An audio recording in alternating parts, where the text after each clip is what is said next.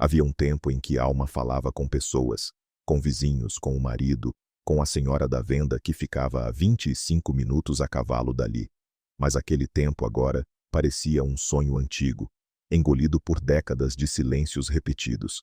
Ela vivia sozinha. Sozinha entre as árvores, o vento e os cheiros úmidos da floresta que cercava a pequena cabana de madeira onde morava. O fogão de lenha fazia barulho às vezes, o ranger do telhado, quando o tempo virava. Mas fora isso, nada. Nenhuma voz, nenhuma visita, nem mesmo a companhia de uma carta, de um bilhete, de um chamado. A solidão, para muitos, seria uma tortura. Para ela, era só o que restou. Era outono, embora ali as estações não gritassem, apenas murmurassem suas mudanças. As folhas começavam a avermelhar nas pontas. O céu ficava mais baixo e o frio mais sutil. Alma acendia o fogo logo cedo, esquentava um pouco de mingau e olhava pela janela enquanto comia, com as mãos ainda enrijecidas pelo inverno que parecia nunca ir embora por completo. Ela tinha por volta de 52 anos, mas seus olhos carregavam o peso de alguém que atravessou séculos. A pele era marcada pelo tempo, pelo sol, pela ausência de vaidade. As mãos, as mãos, essas contavam a história de toda uma vida. Costura, plantio, cortes de lenha, bandagens improvisadas, bolos feitos do zero. Cada ruga tinha uma razão. Cada calo, um inverno sobrevivido. Não havia filhos. O marido, Eli, morrera há quase 20 anos, vítima de um acidente bobo, mas fatal. Um escorregão nas pedras molhadas do riacho, a cabeça batida de mau jeito e o som surdo do silêncio que o levou. Alma não chorou no velório, nem no dia seguinte, nem no mês seguinte. Ela apenas se calou. E aos poucos foi se afastando de tudo, da cidade, das festas, da igreja, das visitas.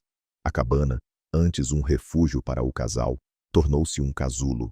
Ela só saía para o essencial: caçar, colher, buscar água ou madeira. E mesmo nessas tarefas, evitava trilhas conhecidas. Preferia as rotas esquecidas, aquelas onde não havia risco de esbarrar com gente. Havia, no entanto, uma paz profunda ali, uma paz que poucos entenderiam, e que menos ainda suportariam. Mas Alma suportava. Ela conhecia cada canto da floresta ao redor. Sabia onde cresciam cogumelos comestíveis, onde os cervos costumavam passar, onde a água era mais limpa, onde o cheiro das árvores era mais doce. Seu mundo era pequeno, mas completo. Tinha sua rotina, tinha seus rituais. E ainda que o coração carregasse uma dor silenciosa, não era infeliz. Era apenas esquecida, como uma folha seca que caiu no chão da floresta e ninguém notou. Naquele dia, como em tantos outros, ela havia acordado antes do sol. Fez o mesmo mingau de sempre, esquentou um pouco de café e calçou suas botas já gastas, que conheciam cada curva de seu pé.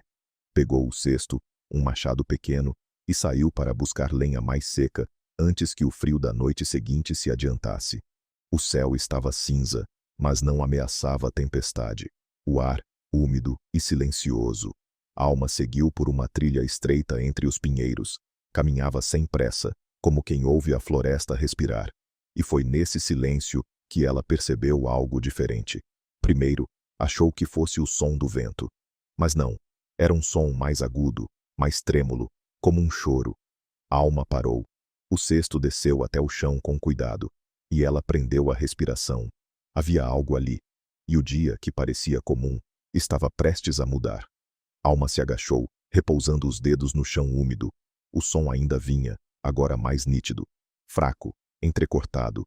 Parecia um lamento que já quase desistia de ser escutado. Ela empurrou galhos com as costas das mãos e se enfiou por uma abertura estreita entre as árvores.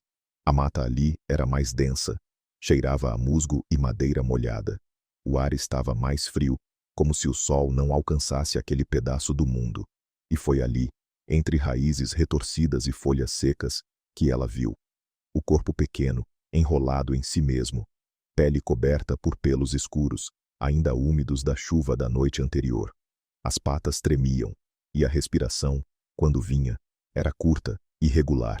Um filhote de lobo. Por um instante, Alma congelou. Seu corpo reagiu como quem encontra um perigo, mas seus olhos, não. Eles encontraram algo. Não era ameaça, não era selvageria, era dor, era exaustão, era fraqueza demais para se defender. O animal abriu os olhos, cinzentos, opacos, marejados. Alma se aproximou devagar. Mesmo ferido, mesmo vulnerável, ele poderia reagir. Mas não o fez. Ele apenas observou, como quem reconhece, mesmo sem saber por quê, a presença de algo que não quer fazer mal. A pata traseira estava ferida, uma lasca de madeira cravada entre os tendões, ou talvez os restos de um estilhaço. Sangue seco escurecia o pelo ao redor. Moscas rondavam. O cheiro era azedo, vivo. Alma sentiu o estômago revirar. Não era só pena, era algo mais forte, uma urgência, como se aquilo tivesse sido entregue a ela. Ela não pensou.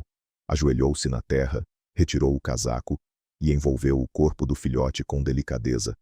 Ao tocá-lo, o animal estremeceu, mas não resistiu. Deitou a cabeça sobre o braço dela e soltou um som baixo, quase um suspiro. Era como se dissesse, está tudo bem. Ou talvez, se for para ir, que seja assim. A volta para casa foi lenta. O cesto com lenhas ficou para trás. Os passos pesavam mais que o normal. O casaco, molhado de sangue e orvalho, colava-se ao corpo. Mas ela não ligava. No colo, o pequeno lobo parecia dormir, ou apenas se entregava, vencido pelo cansaço. Alma entrou na cabana com o cuidado de quem carrega algo sagrado. Deitou o animal sobre um cobertor, perto da lareira. Fechou as janelas, acendeu a lenha, aqueceu um pouco de água com ervas e lavou a ferida. O lobo não se mexeu, nem mesmo quando ela puxou a farpa presa na carne. Mas quando terminou, quando enfaixou com tiras de pano limpo e derramou um caldo morno sobre os lábios dele, algo mudou. Um som curto saiu do peito do filhote. Um som que não era dor, nem medo. Era gratidão. Naquela noite, Alma não dormiu. Sentou-se ao lado da lareira, vigiando o novo visitante. Ouvia sua respiração, seu coração, o estalo da madeira queimando, e pensava, o que estou fazendo? Era um animal selvagem. Podia morrer, podia morder, podia sumir ao amanhecer. Mas havia algo ali. Algo que ela não sabia nomear. Como se aquela presença tivesse rompido uma membrana esquecida dentro dela. Uma parte que ainda sabia cuidar. Ainda sabia esperar. Ainda sabia amar. Pela manhã, quando abriu os olhos, Alma viu o filhote tentando se levantar. Cambaleava. As patas trêmulas, os olhos ainda pesados.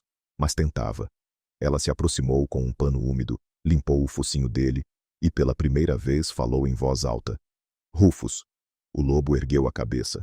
Ela repetiu. Rufus, esse vai ser seu nome. Não esperava compreensão, mas o jeito como ele piscou, como encostou o focinho na ponta dos dedos dela, era como se aceitasse, como se dissesse, sou seu. E naquele momento, Alma entendeu. Mesmo que ele partisse, mesmo que nunca mais confiasse em outro ser humano, mesmo que tudo aquilo fosse só uma noite de trégua no coração da floresta, ela já não estava sozinha. E ele, de algum modo, também não. Os dias que se seguiram não foram fáceis. Rufus oscilava entre febres silenciosas e breves melhoras. Não comia muito. Dormia a maior parte do tempo. Alma trocava as ataduras com cuidado. Mornava panos com ervas. Soprava canções esquecidas enquanto mexia caldos e sopas ralas. Falava pouco, não por não ter o que dizer, mas porque já havia aprendido, há muito tempo, que o silêncio às vezes cura mais que palavras. E Rufus ouvia. Com os olhos semiabertos, ele observava os movimentos dela com uma calma quase humana. Como se entendesse, como se confiasse. Na primeira vez que lambeu o dedo dela, depois de um pequeno corte ao descascar batatas, Alma ficou imóvel. Não foi por dor, foi por surpresa. Era um gesto simples, instintivo talvez. Mas naquele toque quente, leve, cuidadoso, havia algo mais. Algo como um obrigado, ou um estou aqui também. Ela sorriu, pela primeira vez em semanas. Conforme os dias passavam, Rufus ganhava força.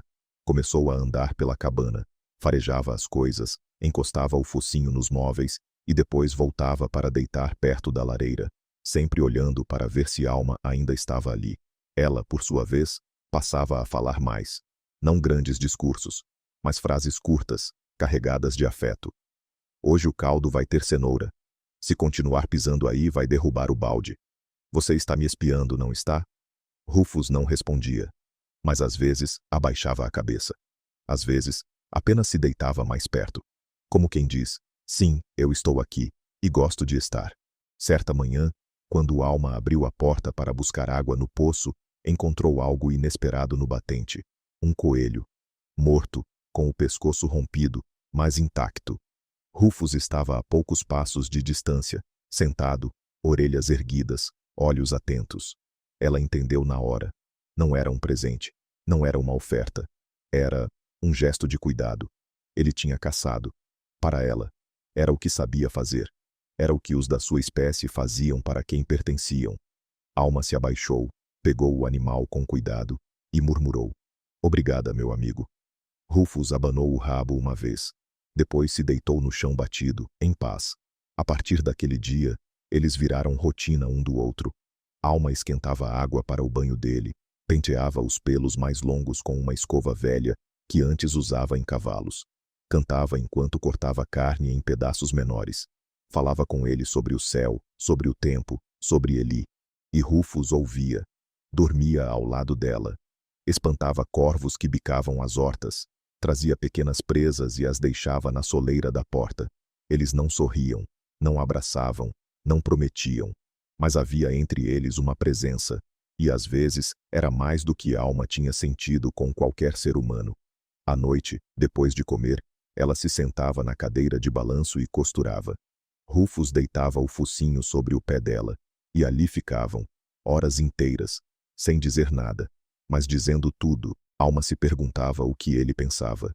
Se lembrava da mãe, dos irmãos de ninhada, de outros rostos caninos que jamais viu de novo. Mas talvez não importasse, porque, de alguma forma misteriosa, silenciosa e profunda, ele havia escolhido ficar.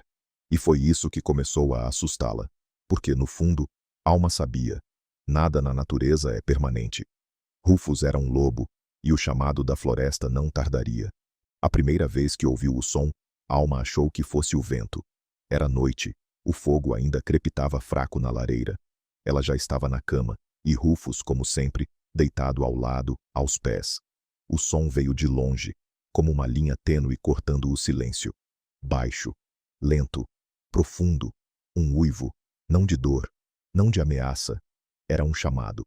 Rufus ergueu a cabeça imediatamente. Seus olhos se fixaram na janela. As orelhas se voltaram para a direção exata do som. Alma sentiu o coração apertar. Naquela postura, havia algo que ela ainda não tinha visto nele. Reconhecimento. Na noite seguinte, o uivo veio outra vez. E Rufus respondeu. Curto, rouco, quase contido, como se algo nele hesitasse entre o instinto e a memória. Alma não disse nada, mas seus olhos ficaram abertos até o fogo virar brasa. No terceiro dia, Rufus não respondeu. Apenas se levantou, caminhou até a porta e ficou ali, olhando a escuridão por longos minutos. Depois voltou, deitou no mesmo lugar. Mas demorou muito mais tempo para dormir. O comportamento dele mudou. Durante o dia, parecia o mesmo. Mas à noite, ficava inquieto. Rondava a cabana, farejava o ar, erguia as orelhas a cada estalo de galho lá fora. Uma madrugada, Alma acordou com o som da porta sendo arranhada. Rufus queria sair. Ela abriu. Ele andou alguns passos, parou, olhou para trás. Depois, sentou-se na relva fria, observando a linha das árvores. Ficou ali por quase uma hora, sem latir, sem uivar, apenas olhando, como quem se lembra de algo, ou de alguém. Alma sabia. Podia fingir por mais um tempo. Podia se enganar. Mas sabia. Rufus estava ouvindo o chamado da floresta. Não era culpa dele, era o que ele era.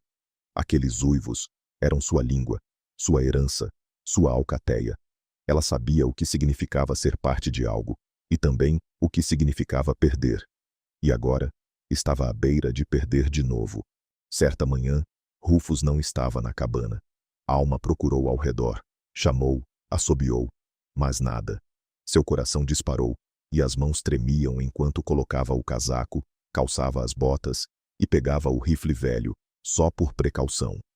Andou por entre as árvores. Seguiu pegadas mal formadas sobre a terra úmida, até ouvir passos ao longe. Quando se aproximou, viu Rufus e outros 2 lobos, adultos, maiores, fortes, da mesma cor, do mesmo olhar. Eles se farejavam. Rufus rosnava de leve, mas não de forma agressiva. Era como se testasse, lembrasse, reconhecesse. A alma não se aproximou. Apenas observou de longe, e ali, com o peito apertado, ela pensou: é agora. Mas então, algo estranho aconteceu. Um dos lobos se afastou. Outro soltou um uivo longo e sumiu entre os arbustos. Rufus ficou ali, parado, sem seguir, sem fugir. Ele apenas virou a cabeça e viu Alma. E naquele momento, os olhos dele não estavam mais divididos. Não estavam mais entre 2 mundos. Ele correu até ela, não como um animal assustado, nem como um servo fiel, mas como alguém que toma uma decisão. Parou a poucos passos, encostou o focinho na mão dela e soltou um som breve, como um sopro. Não precisava de mais nada. Ali estava a escolha. Ali estava a resposta. Ela esperava tudo, menos aquilo. Esperava vê-lo partir com a alcateia. Esperava ouvir o estalar de galhos, o som dos corpos se afastando, até que o silêncio voltasse, e ela, mais uma vez, ficasse sozinha. Esperava ter que aceitar, calada, o que o destino lhe tomava, como já tinha feito antes. Mas não foi isso que aconteceu. Rufus permaneceu ali, entre ela e o mundo que o chamava. E quando caminhou até sua mão e a tocou com o focinho úmido e quente, quando abaixou levemente a cabeça e encostou o corpo nas pernas dela, a alma entendeu. Não foi um gesto instintivo, não foi fraqueza, foi escolha. A mais silenciosa e poderosa das escolhas. Aquela que só os que conhecem a dor da perda conseguem fazer. Ficar. Não por obrigação, não por necessidade, mas por afeto, por pertencimento. Ela não disse nada, apenas passou a mão sobre a cabeça dele com leveza, e depois ficou ali, ajoelhada ao lado do corpo morno, sentindo o peito apertado de um jeito estranho. Não era tristeza, não era alegria, era reconhecimento. Como se o universo estivesse, finalmente, lhe devolvendo algo que havia sido tirado há muito tempo. Voltaram juntos para a cabana. O caminho parecia mais curto, como se os passos estivessem mais leves. Rufus andava sempre perto, atento, e Alma, de vez em quando, o olhava de lado, como quem ainda não acreditava no que tinha acontecido. Ele havia sido chamado, e havia respondido, mas escolheu ficar. Naquela noite, ela fez ensopado, com mais carne, mais tempero, mais calor. Dividiu tudo com ele, e ao fim da refeição, quando sentou-se na cadeira de balanço, Rufus não deitou nos pés dela. Subiu devagar, como se testasse um limite invisível, e deitou-se no colo. Pela primeira vez, Alma segurou a respiração. Depois pousou a mão sobre o lombo dele e sentiu o coração batendo calmo, confiante. Um coração que poderia correr com a alcateia, mas preferiu o silêncio de uma mulher esquecida entre as árvores. E ali ficaram, sem urgência, sem pressa, como 2 pedaços de mundo que, por um milagre mudo, decidiram se reconhecer. O tempo passou, como sempre passou, mas pela primeira vez em muitos anos, Alma não o sentia como um ladrão. Os dias já não eram apenas repetições. Tinham nuances, tinham texturas, e ela havia aprendido a percebê-las outra vez. O modo como Rufus deitava com a cabeça no colo dela depois do jantar, o barulho leve das patas no assoalho ao amanhecer, o silêncio compartilhado nas tardes frias, quando só o ranger da cadeira de balanço preenchia o espaço. Não era felicidade no sentido comum da palavra, era algo mais sutil, mais verdadeiro. A solidão, que antes era uma sombra constante, agora era apenas ausência de barulho, não mais ausência de vida. Alma voltara a falar com alguém, ainda que esse alguém não lhe respondesse com palavras. Ela contava histórias, relembrava momentos, compartilhava memórias que, de outro modo, morreriam com ela. E Rufus ouvia, com os olhos, com a respiração tranquila, com a fidelidade de quem não precisa entender tudo para estar por perto. Certa manhã, ela acordou antes do sol, abriu a porta da cabana e ficou observando o céu ainda escuro, com as primeiras linhas pálidas do dia, tentando vencer a noite. Rufus estava ao lado dela, sentado, orelhas erguidas, respiração serena. Eles olharam juntos para o horizonte, e naquele instante silencioso, Alma sentiu algo diferente. Não era só que ele havia ficado. Não era só que havia escolhido estar ali. Era que, de alguma forma inexplicável, eles haviam se tornado parte um do outro. Não pela força, não pela necessidade, mas pela presença diária, pela confiança tecida em cada gesto, pelo cuidado repetido em silêncio, dia após dia. A alcateia de Rufus agora era ela. E Alma já não era só uma mulher esquecida na beira da floresta. Era o lar de alguém. Era a certeza de um retorno. O calor de uma lareira que nunca julgava. O nome que não precisava ser dito para ser lembrado. Ela não pensava mais no que perdera. Pensava no que tinha agora. Na vida que ainda havia. No elo silencioso entre duas almas que se reconheceram, mesmo sem palavras. Alma entendeu, com a clareza que só a maturidade traz, que o amor mais profundo não é aquele que grita ou exige. É o que fica. É o que permanece, mesmo quando tudo ao redor convida a partir. É o que não precisa de promessas, porque já é escolha todos os dias. E assim foi. Enquanto o mundo seguia lá fora, com seus ruídos, partidas e pressas, naquela pequena cabana escondida entre árvores antigas e ventos lentos, duas vidas escolheram permanecer. Juntas. Simplesmente. Plenamente. Sem palavras. Mas com tudo o que importa. Se essa história tocou você, se de alguma forma fez você lembrar que o amor também pode morar no silêncio, então considere deixar um comentário. Às vezes basta uma palavra para mostrar que a gente foi visto. E se quiser acompanhar outras histórias como essa, é só se inscrever no canal. Obrigado por estar aqui. Até a próxima história.